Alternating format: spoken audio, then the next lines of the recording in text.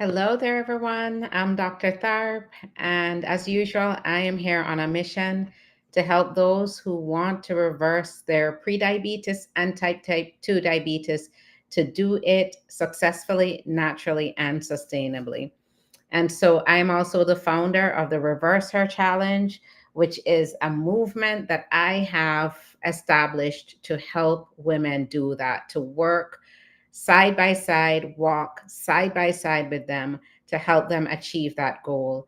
Week by week, we work at it until we finally get it. So I like to come on, every evening, most evenings, to share some pearls. And recently I got an excellent question.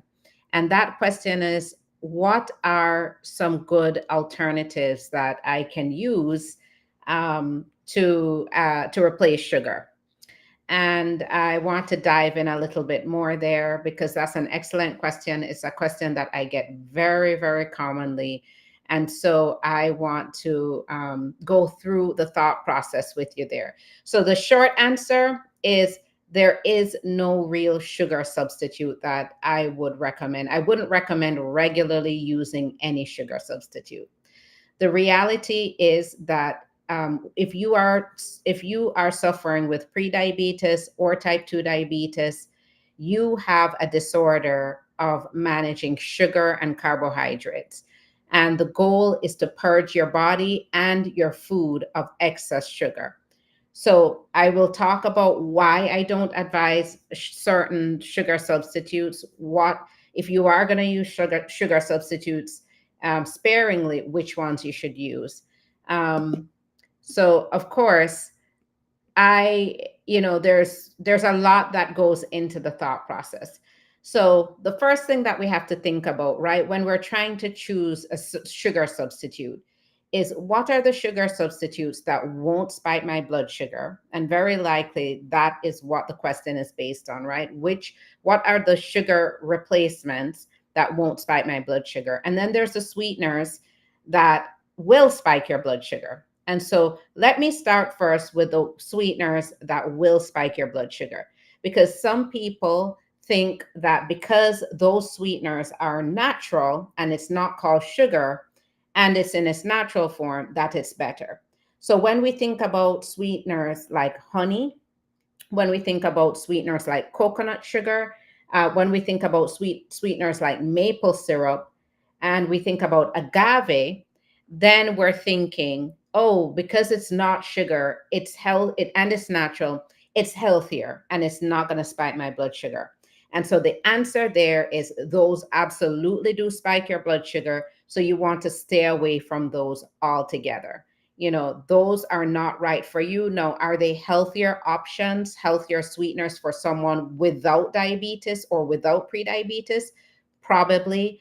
But for you who have a unique issue and your diet has to be structured in a unique way, that food is not for you. So I would say right off the bat, those are just as bad as sugar. They spike your blood sugar. So if you've been using coconut sugar instead of actual sugar and you're noticing blood sugar spikes, that's why. If you've been tipping honey into your tea, thinking it's natural, it has antioxidants, it has all these good enzymes, I'm safe, and you're spiking your blood sugar, there's your answer. So I would put those away, put them to the side, never buy them again if you are battling prediabetes and type 2 diabetes. So now that we've gotten those sugar alternatives that spike blood sugar out of the way, let's talk about the sugar substitutes that don't spike blood sugar. And so I like to separate those into two additional categories.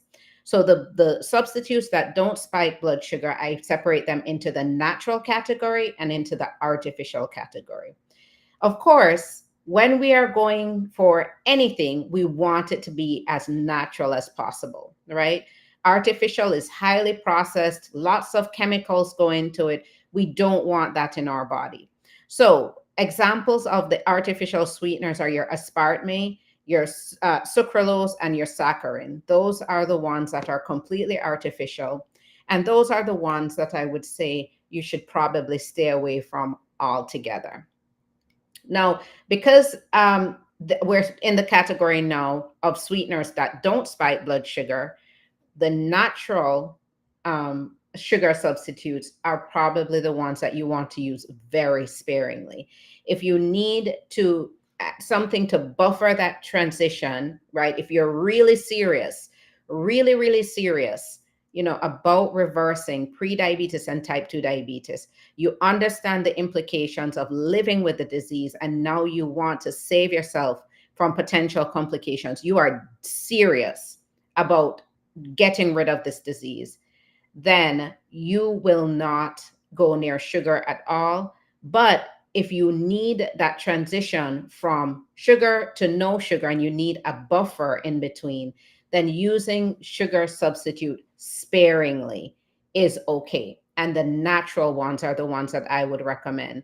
So the main one that I recommend to the clients who I work with, and to be honest, I will say a lot of them actually don't end up using it. And a lot of them come in not using it, to be honest. A majority of the women I work with are not using artificial sweeteners. But the one that I will tell them is the safest option is stevia. So it's a natural plant extract. And so that one, natural, doesn't spike the blood sugar. Okay. The other options are monk fruit and allulose. So those are the other two. So three of them. I'm more experienced with stevia, but allulose and monk fruit are also natural based and they don't spike your blood sugar. Now, why do I advise my clients that sweetener is not the way to go? You don't want to become overly reliant on sweeteners. Well, let's now break that down. And so there's three main effects that sweeteners can have on the body that you want to keep in mind. The first is that it actually can make insulin resistance worse. And there are some studies that are coming out to back this up. The evidence isn't completely solid yet, but there is some evidence out there that some of these artificial sweeteners actually makes insulin resistance worse. So it doesn't spike your blood sugar, but it spikes your insulin levels. And we'll talk about how it does that. The second issue is that it actually disrupts your gut flora. So if you are eating foods that are sugar free, and you're noticing you're extremely gassy. Some people experience diarrhea, nausea. So if you notice that you've been eating a lot of sugar-free, let's say some of those sugar-free desserts, sugar-free muffins, sugar-free ice cream, and you're having lots of gas and flatulence, that is probably why.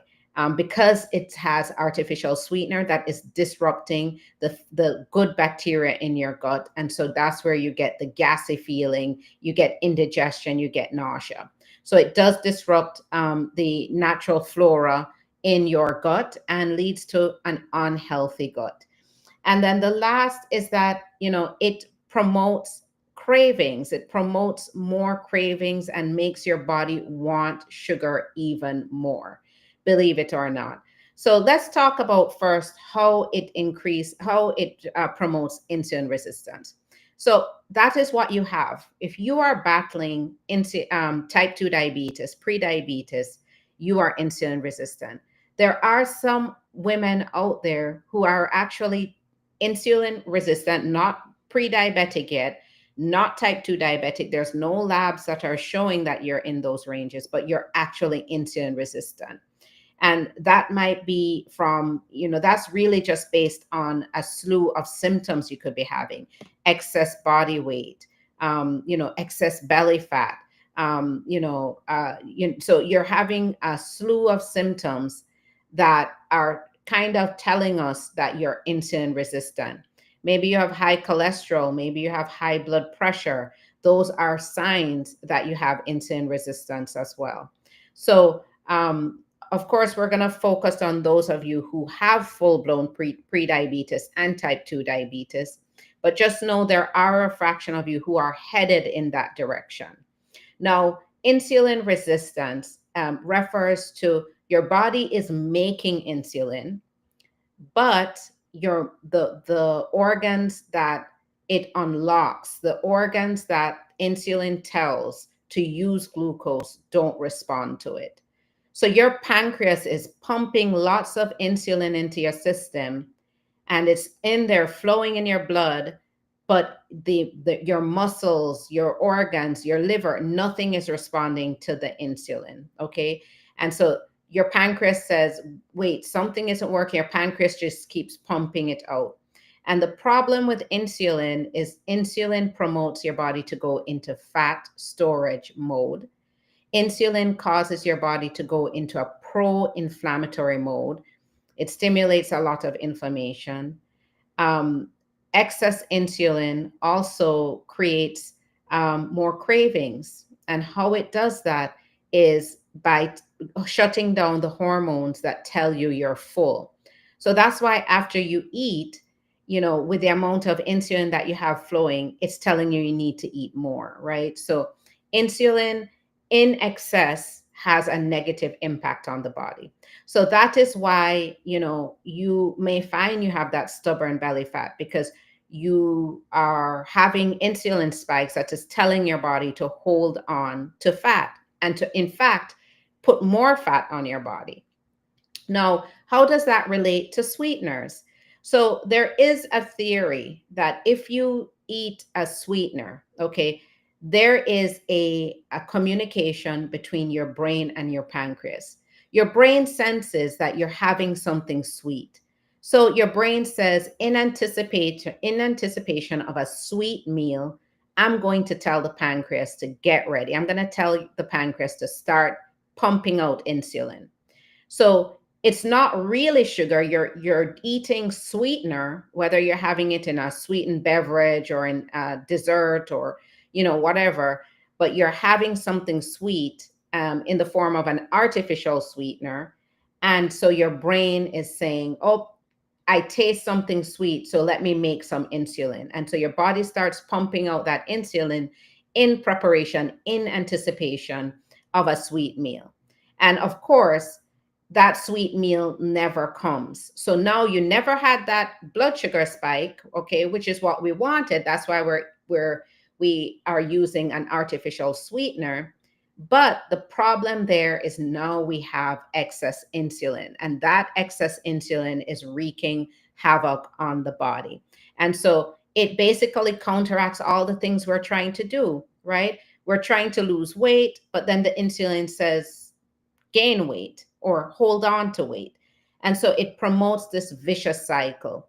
We are trying not to eat too much, but then the insulin is saying, well, you're not full. You need to eat more and more.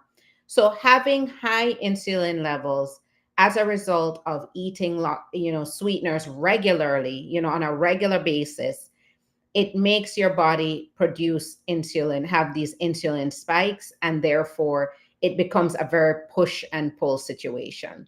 So that is one of the reasons I say it's best to just go without the sweetener. And yes, you can absolutely live without sugar. Sugar is the enemy, hands down. Sugar in our society is the enemy. It is driving us to a diabetic epidemic. It's driving our population to be extremely unhealthy, and we are at crisis level. And the reality is, you can live without it, but society, we're so programmed as a society that somehow sugar is almost a vital nutrient. It is not.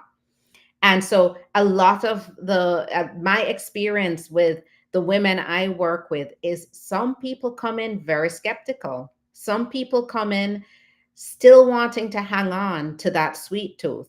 And then by time we go through the process, they come to that very same realization, and they realize their blood sugars look good, they feel better, and they realize that sugar, it really is the enemy, that sugar all along was the issue. So of course it does go a little beyond sugar, right? Sugar is the biggest thing, the biggest part of our diet that we have to address. Is the elephant in the room, right? If you are coming into my program, or if you're working with anyone else who's reversing prediabetes or type 2 diabetes, the first thing we have to address is the sugar. It's just the reality. So if you're going to say, oh, I'm not going to give up my sugar, I'd rather drink my apple cider vinegar, or I'd rather drink my tea, cinnamon tea, I can tell you right now, that's not going to work. Teas don't work. Supplements don't work. It's all about the diet and getting the diet right. So, sugar is that elephant in the room that we have to address first. And if you are really serious about reversing insulin resistance, pre-diabetes, type 2 diabetes, if you really want to be off of medications, if you want to avoid starting medications, if you want to reduce your medications, if you want to avoid being on insulin, if you want to avoid the complications that come with type 2 diabetes, then it is the first thing that you have to do. It's the first thing that you have to do. And you can do it. And guess what? My approach is one that you do it comfortably. And that is the most fulfilling part of what I do. It's not an uncomfortable process. I teach you how to eat. I teach you how to structure your meals. And then you realize once you're doing it that, wow, I never needed all that sugar. And I actually have so many people tell me what took me so long. Okay.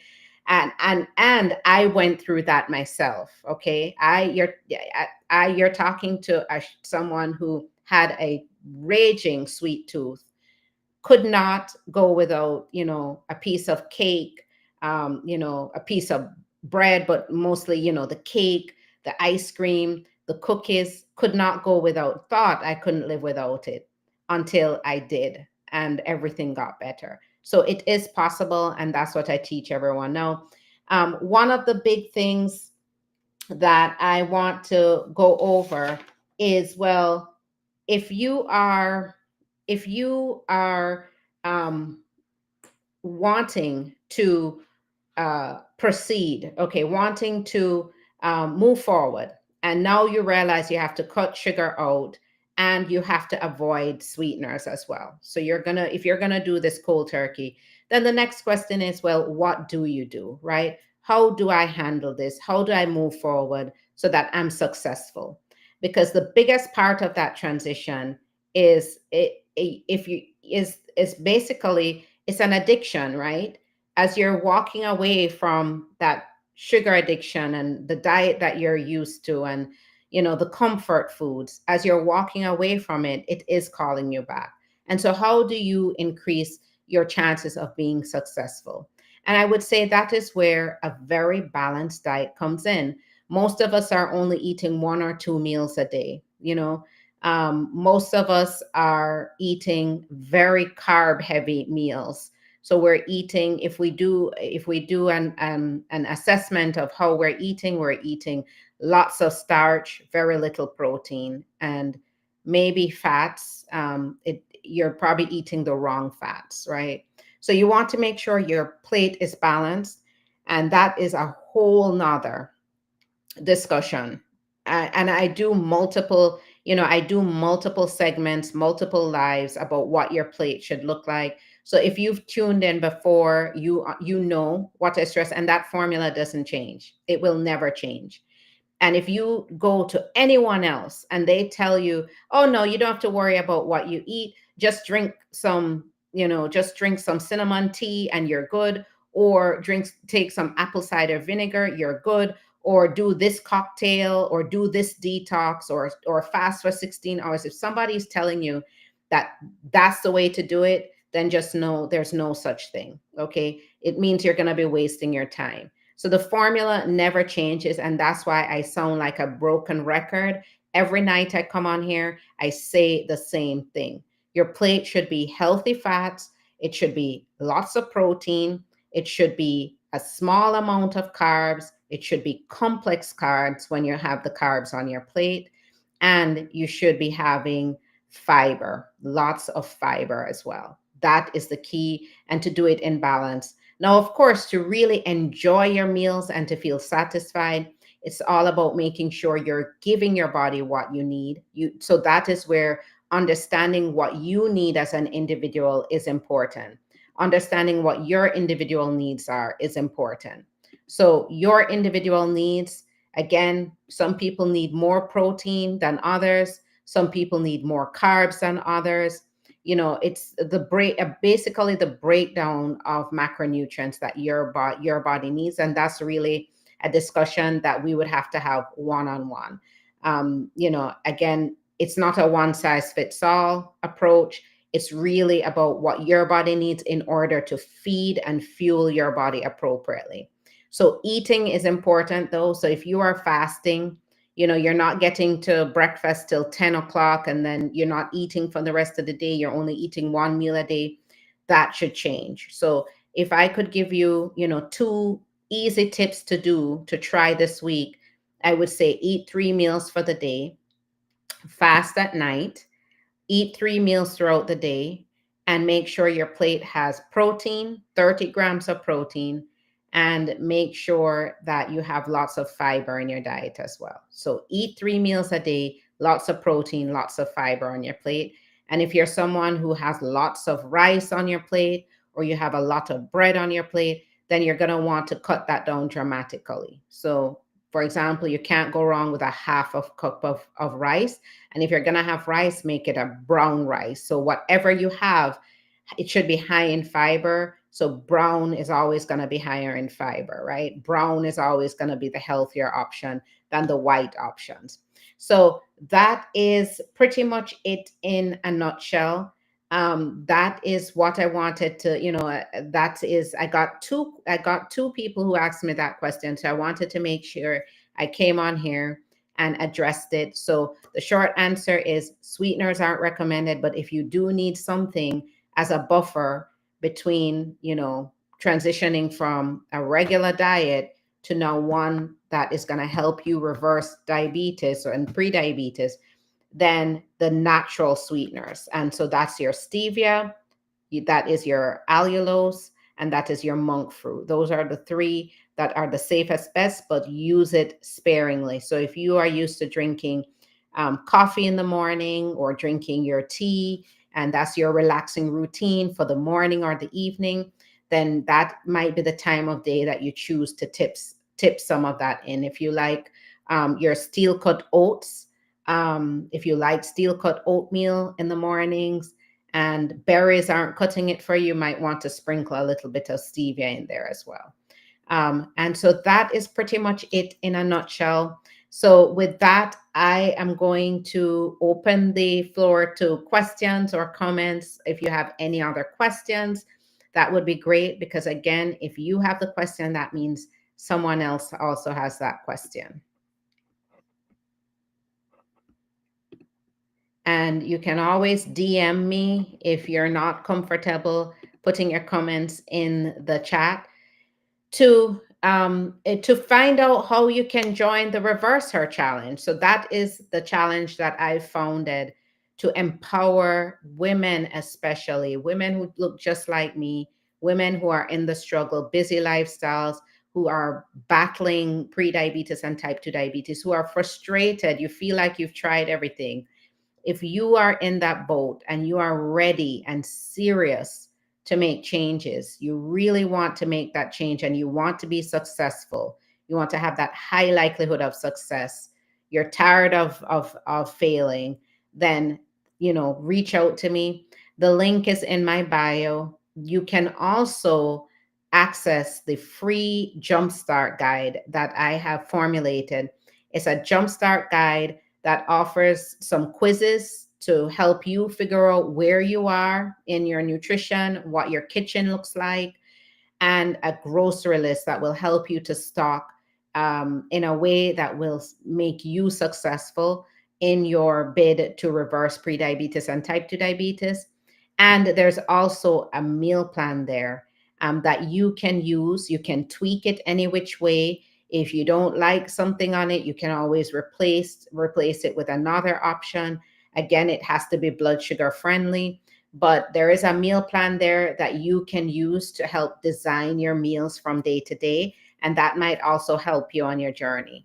So please go ahead and access that. That is there for you to help, to help kind of demystify some of the confusion, to help at least set you on the right path. So with that, I'm going to close off. Of course, I'm here most nights when I can make it, I am here, and there's always a topic that I'm covering. So feel free to tune in, feel free to drop questions in the comment, feel free to send suggestions of topics that you'd like me to cover. All right, with that, guys, have a good night, have a good weekend.